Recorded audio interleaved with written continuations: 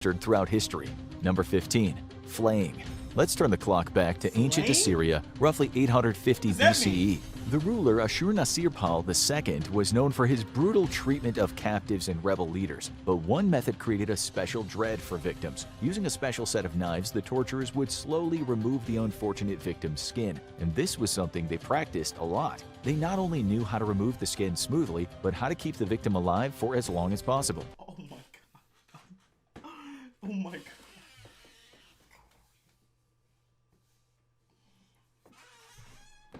To ensure this, they'd start by cutting at the lower legs, thighs, and the buttocks, all areas without proximity to vital organs, making it more likely the victim would remain in agonizing pain for longer without bleeding out. This was a highly effective form of torture, and if the torturers wanted information, they were likely to get it quickly. A victim who gave their captive— Bro, a hangnail be the worst. A hangnail. Just imagine them ripping your skin. What they wanted could survive the beginning stages of flaying, but the risk of infection would be high. But for most, it was a prolonged and terrible execution.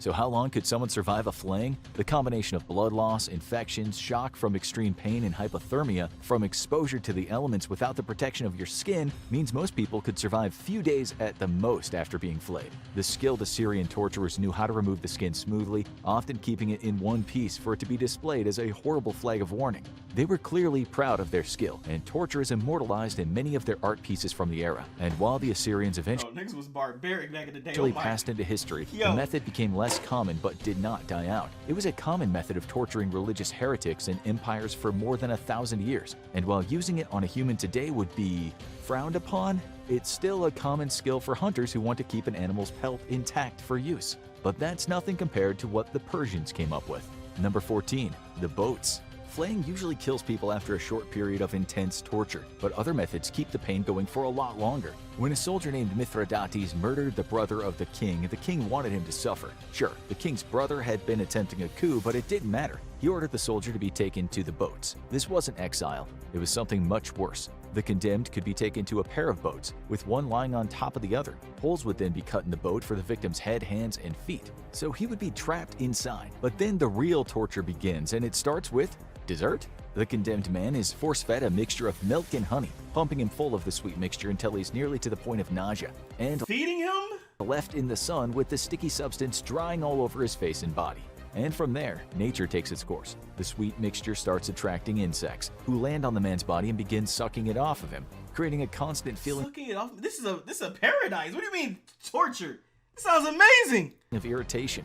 Joining the flies will be bees and wasps, which will be painfully stinging him. And inside the boat, the man's bloated body will release excrement, which will attract worms and other vermin. Inside the darkened boat, they'll start biting at his body and eventually burrowing in, leading him to die a slow, painful death from his body being consumed by vermin. This technique seems to have only been used in Persia, although it horrified the Greco-Roman historian Plutarch so much that he made a special mention of it in his biography of the sadist king who invented it. Was this just one madman's creation, or was this a common fate for criminals and yes sir, I'm always right. Oh brother. Traitors in Persia?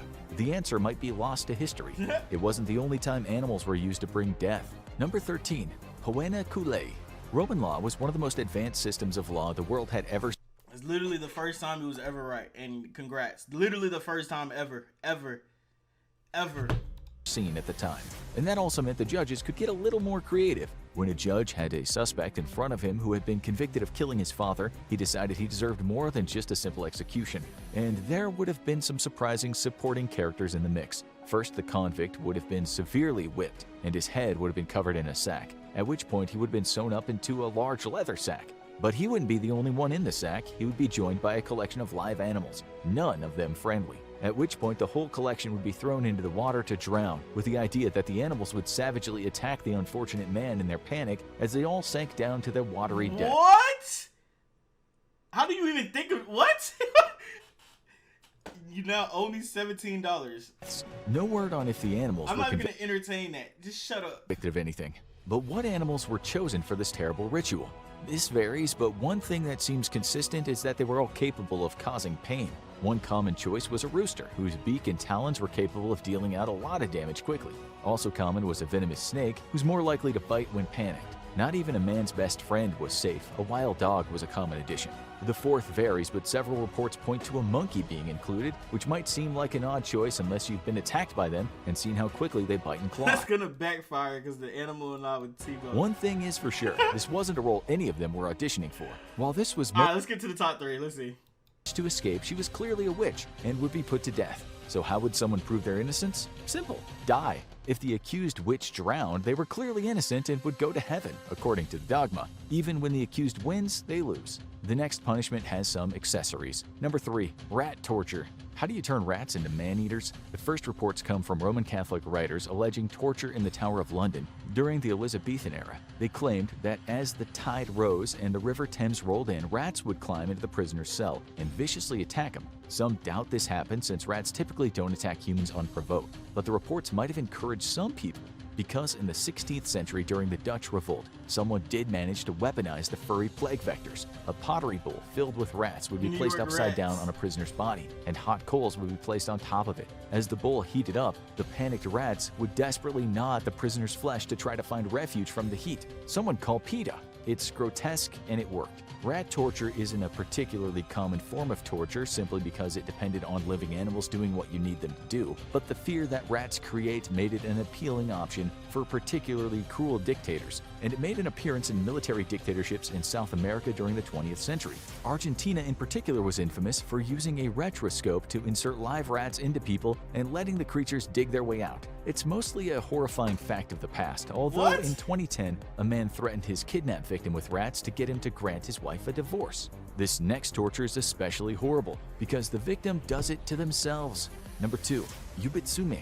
Japan's criminal scene is powerful and secretive, and agents that fall short of a task assigned by their boss often face severe punishment. But unlike the American gangsters who might find themselves wearing cement shoes, members of the Yakuza often face another penance, less deadly but bloodier. In order to atone for their offenses, they must sacrifice a piece of themselves, particularly a piece of their little finger. This is not only extremely painful, but is considered to weaken them because the little finger is key to maintaining the grip on the hilt of a sword. But that hasn't stopped it from being used for hundreds of years. The penitent Yakuza member begins by laying their hand on top of a clean cloth. They then use a particularly sharp knife, called a tanto, and slice off their little finger just above the top knuckle. They then wrap up the fingertip in a package and present it as an offering to the head of the crime syndicate. Why would they want it? Tradition, because not only was this ritual used as a method of penance, but in the past it was used as a form of payment by gamblers who fell behind on their debts. The good news is, if the agent screws up again, they can do the ritual again. The bad news is, they're gonna run out of fingers eventually. Finally, sometimes there's nothing more terrifying than nothing. Number 1, white torture.